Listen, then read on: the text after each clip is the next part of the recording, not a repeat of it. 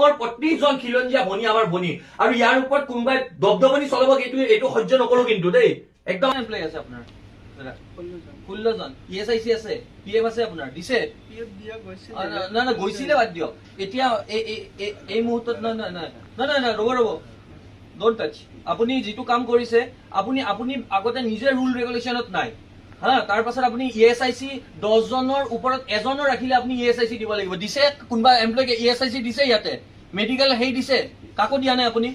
দিও হৈছে ঠিক আছে তাৰপিছত যেতিয়া মই স্যালাৰিটো দিব হৈছে আপুনি বাৰে বাৰে 10-15 দিন কথা 10-15 দিন কথা কৈছে কিন্তু 10-15 আপোনাৰ দাদা আমি শুনা দাদা তেওঁ এমা কাম কৰিছে অসমৰ ছোৱালী এটা কাম কৰিছে কবাত তাতকে ভাল অফাৰ পাইছে গৈছে আপুনি ইমান গতে থাকি যদি অসমতে যদি গুটে মাহটো কাম কৰাৰ পাছত আপুনি দৰমহাটো নিদিয়ে এইটো কথাটো ভাল হৈছে নে বেয়া হৈছে আপুনি আৰু এটা কথা এই মানুহখিনিক আপুনি ইএসআইসি কিয় নিদিয়ে ইএসআইসি পিএফ এইটোতো নিয়ম আপুনি জনতকে এজন এমপ্লয়িও বেছি ৰাখিলে আপুনি ইএসআইসি দিব লাগে না একদম ফেক্ট আপোনালোকৰ কাৰণে ভালৰ কাৰণে কৈ আছো নীতি নিয়ম বহিভূত এটা কাম হৈ আছে 10 জনতকে এজন মানুহ এই 25 লাখলৈকে আপোনালোকে ইনস্যুৰেন্স পাব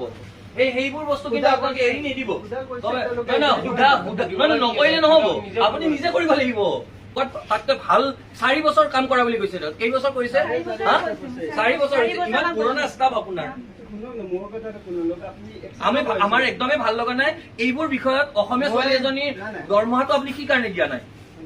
মই মানুহবিলাক কৈছো মই কেক কাটি কিনে পঠালো হল আপুনি এপেনে আপুনি খেতে সব দুখীয়া ঘৰৰ ছোৱালী 8-10,000 টকাৰ কাৰণে খাটি খাইছে লখিমপুৰৰ পৰা আহি পেলে শুনক আমাৰ অসমীয়া জাতিটো চাওক আপুনি এনেকে হাইফাইকে হেই দিছে ইয়াৰে কাৰো কণ্ডিশ্যন ভাল নহয় এনে বাধ্যত পৰি পেলে সবে কাম কৰি আছে গম পাইছে নে অসমীয়া মানুহবিলাক কেনেকে আমি জীয়াই আছো তাৰ মাজতে এই কাম কৰা একমাহ কাম কৰা মানুহ আজি এওৰ লগত আছে কাইলৈকে এওৰ লগত হ'ব কাইলৈ পৰহি এওৰ লগত হ'ব এনেকে আপোনালোকে নকৰিব গম পাইছে মাহাতো ডাঙৰীয়া মই আপোনাক সন্মান আকাৰে কৈ আছো দৰমহাটো আপুনি নিজে নিয়মত নাই আপুনি মই মেলিম কিতাপখন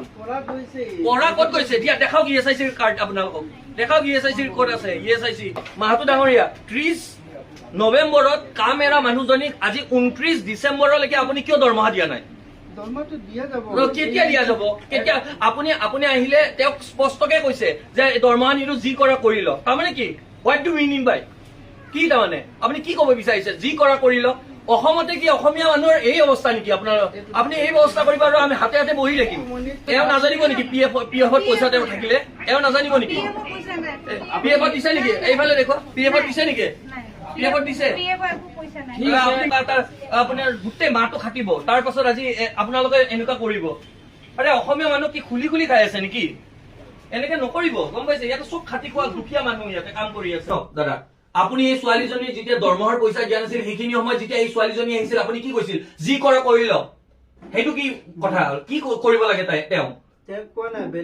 ভাবিছে নেকি তেওঁ অকলশৰীয়া অসমত প্ৰতিজন ভনী আমাৰ ভনী অসমৰ প্ৰতিজন খিলঞ্জীয়া ভনী আমাৰ ভনী আৰু ইয়াৰ ওপৰত কোনোবাই দবদবনি চলাব এইটো সহ্য নকৰো কিন্তু দেই একদম আপোনাক স্পষ্টকে কৈছো মই পইচাটো দি দিম ঠিক আছে পইচাটো দিবই লাগিব প্ৰাপ্যতে কষ্ট কৰিছে আপোনাৰ আজি একমাহ হৈ গ'ল তাই দৰমহা দিয়া নাই আপুনি 30 তাৰিখৰ পৰা আজি 30 তাৰিখ কালি কি কৰিছে আপুনি পিএফ ইএসআইসিও নিদিব দৰমহাও নিদিব কাম কৰাই পেলাই মাজুৰা ইমিডিয়েট দৰমহা দিয়ক ইমিডিয়েট আনক দৰমহা কালি দি দিম নাই কালি নহয় এতিয়া লাগিব এতিয়াই লাগিব এইটো নহব নহয় নাই কালিৰ কথা নহয় ইমিডিয়েট দিয়ক সেনেকুৱা নহয় নহয় আপোনাৰ কাৰণে মাত্ৰ 10-11 আপুনি কি কৈছে মাত্ৰ 10-11,000 টকা মাত্ৰটো আপোনাৰ কাৰণে মোৰ বাই ভনীটোৰ কাৰণে নহয় কিন্তু আচ্ছা ঠিক আছে আপুনি দি দিয়ক এই মাত্ৰ আৰু ইয়াৰে প্ৰতিজন ষ্টাফে এই বস্তুটো এটা মেছেজ যে কোনোবা যদি বহিৰাগত অনা অসমীয়া আমাৰ অসমীয়া ভাই ভনীৰ ওপৰত যদি এনেকুৱা ধৰণৰ অত্যাচাৰ কৰে কিন্তু এইটো বস্তু কিন্তু আমি ইয়াতে হ'ব নিদো কি মাজুৰা কাম কৰাই পেলাই আপুনি দৰমহা নিদিবহে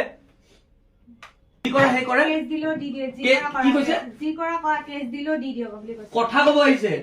কিহৰ কেছ দিব লাগে আপোনাৰ এগেইনষ্টে কেছ চলিব আপুনি ইএসআইসি আৰু পিএফ নিদিয়াকে এই মানুহবিলাকক খটুৱাই আছে অসমীয়া মানুহবিলাকক